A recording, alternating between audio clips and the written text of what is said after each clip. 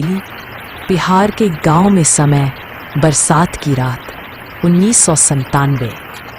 साहिल एक फोटोग्राफर था जो वीरान जगहों की तस्वीरें खींचता था।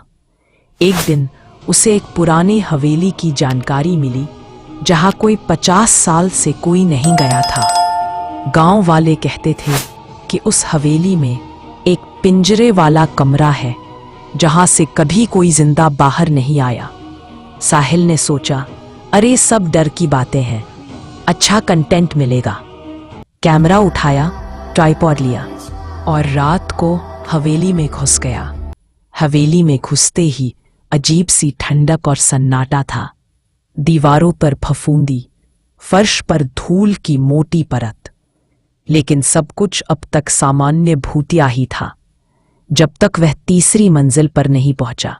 तीसरी मंजिल पर एक कमरा था जिसके बाहर लटकी ताले में जंग लग चुकी थी, लेकिन दरवाजा खुद ब खुद खुल गया जैसे कोई उसका इंतजार कर रहा हो। कमरे के अंदर था एक लोहे का पिंजरा, पिंजरे के अंदर एक लकड़ी की कुर्सी और कुर्सी पर बैठा था कोई। उसकी पीठ साहिल की तरफ थी। साहिल ने कैमरा उठाया ही था कि वो आकृति धीरे धीरे हिलने लगी। कौन हो तुम? साहिल ने कांपती आवाज में पूछा। वो आकृति पलटी। उसका चेहरा नहीं था एक गड्ढे जैसा काला चेहरा, लेकिन उसकी आंखें दिख रही थी बिना पलकों की, एक टक घूरती हुई। अचानक कमरे का दरवाजा बंद हो गया। साहिल ने भागने की कोशिश की, लेकिन उसके पैर जमीन से चिपक गए हों, जैसे किसी ने उसे पिंजरे में खींच लिया हो। और तभी वो आकृति बोल पड़ी, अब तू है इस पिंजरे का नया मेजबान। अगली सुबह गांव के पंडित वृद्ध तिवारी, जो कि 90 साल के हो चुके थे, ने हवेली की तरफ धुआं उठते देखा। उनकी आंखों में डर था। उन्होंने धीरे से बुदबुदाया, फिर से जाग गया वो। तिवारी जी जानते थे कि उस हवेली में 1945 में एक तांत्रिक रहता था, कालवश। वो आत्माओं को कैद करता था पिंजरे में, उनकी शक्ति को चूसता था। लेकिन एक रात उसका ही एक प्रयोग उस पर उल्टा पड़ गया।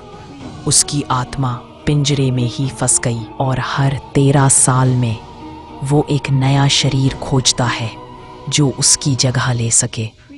और अगर कोई उस कमरे में तस्वीर खींचने की कोशिश करता है तो वो आत्मा जाग जाती है। साहिल की चेतना धीरे धीरे वापस आ रही थी, लेकिन अब वो खुद को पिंजरे के अंदर उस कुर्सी पर बैठा महसूस कर रहा था। उसके हाथ बंधे नहीं थे, मगर वो हिल भी नहीं पा रहा था। कमरे में अचानक एक पुरानी डायरी गिरती है, जो शायद किसी पिछले कैदी की थी। डायरी में लिखा था, अगर तुम ये पढ़ पा रहे हो तो समझो अब भी उम्मीद बाकी है। तुम्हें पिंजरे से बाहर निकाल सकता है सिर्फ वही जिसकी आत्मा अब भी इस हवेली में भटकी है। मेरा नाम था राघव। मुझे कालवश ने 1964 में बंद किया था।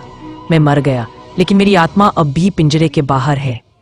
अगर कोई मेरी अस्थियां गंगा में विसर्जित कर दे, मैं तुम्हें बचा सकता हूँ। अब कहानी दो तरफ चलती है। साहिल जो पिंजरे में बंद होकर धीरे धीरे कालवश में बदल रहा है, और रवि, साहिल का दोस्त फोटोग्राफर, जो साहिल के गायब होने पर गांव आता है। रवि को साहिल की कैमरा बैग हवेली के बाहर मिलती है। बैग में आखिरी तस्वीरें होती हैं, पिंजरे की और साहिल की धुंधली परछाई। रवि गांव के एक बुजुर्ग से पूछता है और उसे तिवारी जी मिलते हैं, जो उसे सच्चाई बताते हैं। अब मिशन है, रवि को हवेली में घुसकर राघव की अस्थियां ढूंढनी होंगी, जो हवेली के तहखाने में कहीं गड़ी हैं, और उन्हें गंगा में विसर्जित करना होगा पूर्णिमा की रात से पहले, वरना साहिल भी हमेशा के लिए पिंजरे का हिस्सा बन जाएगा। हवेली का तहखाना।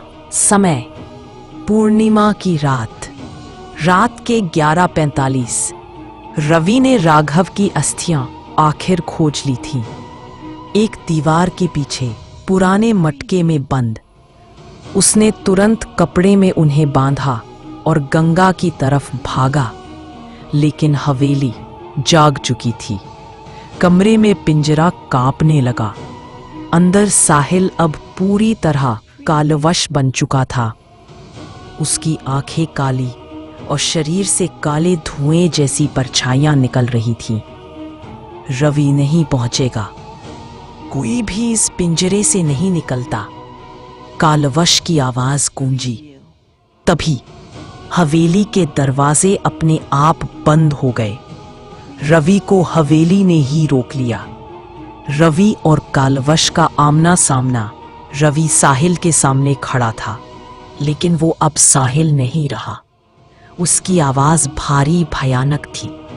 तू अब भी चाहता है उसे बचाना, अपनी जान देकर? रवि चुपचाप अपनी जेब से निकालता है गंगा जल की एक छोटी शीशी।